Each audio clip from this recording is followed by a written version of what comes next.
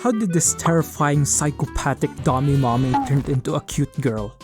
Okay, I'll give some context. Our main character is Kuchi. His first ever encounter with this urban legend was when he was a kid. His childhood friend Mao was nagging and scolding him that it's not safe to be alone. And suddenly, she saw this tall, black figure with an elongated smile that can chop your head off in an instant! She ran for her life, while Kuchi slowly turned his body to the dark, imitating presence behind him. And he gazed his eyes upon this tall lady. He wondered, why was his heart beating fast? Was it delayed fear? Adrenaline? Or, love? So fast forward years later, if our main heroine, Miruko, doesn't scare Kuchi in a span of 1 year, she'll become his lawful wife. She's also known as the notorious folklore kuchisake onna. Kuchi, and not that type of Kuchi, but translating to mouth, sake meaning tear, and onna, girl, lady, or woman. This lady is known for encountering people at night and asking them if she's pretty. If you say yes once, she removes her mask and shows her scars. And if you say yes again, well, she'll get her scissors and starts cutting off your cheeks. So what if you say no?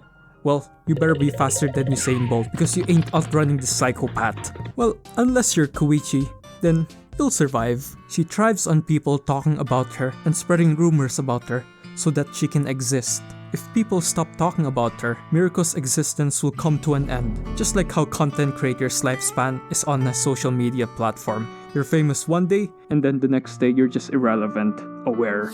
Their banter, flirtatious encounters, and fascinating premise of an adolescent boy trying to court an apparition is just so cute. On the other hand, Miruko is trying to stand her ground, maintain her dignity and pride as a well-known urban legend, and dodge all the flirtatious advancement of Kuchi. But she fails to do so as he gets the upper hand most of the time. There are moments when she strikes back, but Kuchi hides it or she doesn't even notice she took a W in a different genre, and in the 8th horror. She's pretty much doomed from the start when Kuchi set his eyes on her. She took an L before she even realized what an L was. There are also different cast of characters introduced that either liven up the mood or disrupt the piece and advance the plot forward.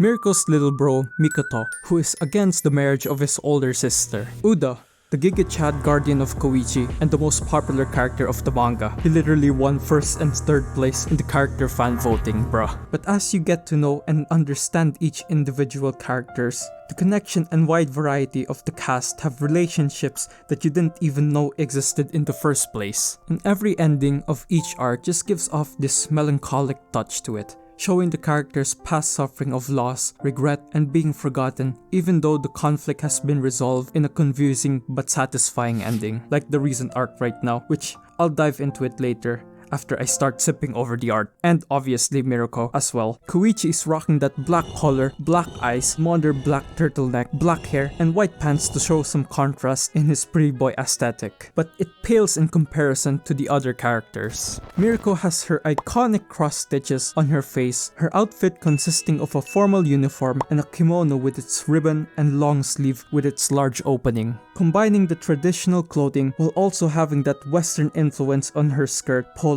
and heels from the Showa era, which is the years 1926 to 1945. Uda, his mysterious white hair covering his eyes, imitating his hentai protagonist Tora, his sharp canine teeth, the tucked-in reptile polo, and sometimes he changes polos from time to time, and his long black sleeves, nails, rings, pants, and ear piercings. This ain't drip, bruh. This is omega wet. And then there are the special illustration collections like, ugh bruh, I could stare at these for a while, man. I could go all day with how clean the art is, but this video is gonna take like 30 minutes long, and my assignments and grades are gonna freaking hit the Mariana Trench if I do like a general analysis on each of the characters. So TLDR, the art is goated, and every design is handcrafted to align with the character's personality or to show off some of their unique traits.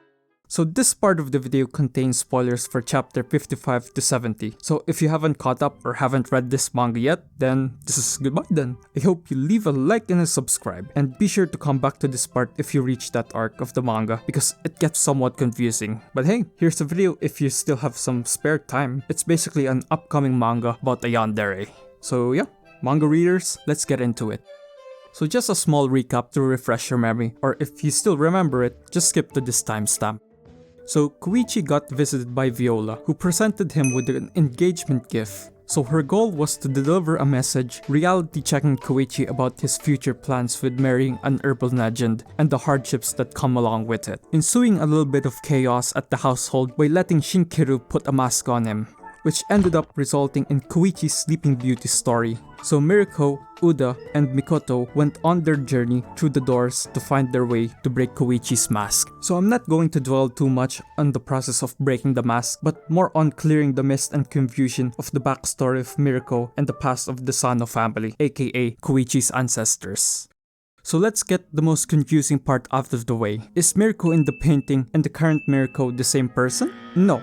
They're not. Miriko in the painting was a young lady who changed her name to Miriko, but her previous name, or so the people called her, was Sudama, which basically means monster, because she had supernatural powers. If you said something like live or unalive yourself, it would actually happen. So she was founded by the head of the Kano family at that time, and she was adopted. She had two older sisters, Ryo and Kome, and they were the ones that named her Miriko. So the current Miriko we know and love was born because of this huge tear on this beautiful portrait painting. You can see it in chapter 54 where the painting was left outside and a crowd of people stared at it. And that's where the masses made their theories and rumors about the painting with the huge tear on the mouth of the portrait. From those rumors that were spreading like classic YouTuber drama, the Miriko we know came to be known as the kuchisake onna, borrowing the gorgeous appearance of Sudama and her signature elongated smile scar, which made her have an identity crisis for a short while, until Koichi comforted her.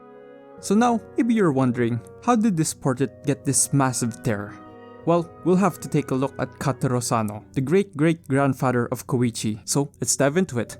In his early days, Kataro is half human and half urban legend. He's basically the secret child from Ryo and Mizuchi, a serpent dragon that Sudama wished for and founded at the river. Sudama was entranced by his beauty. She felt the feeling of love.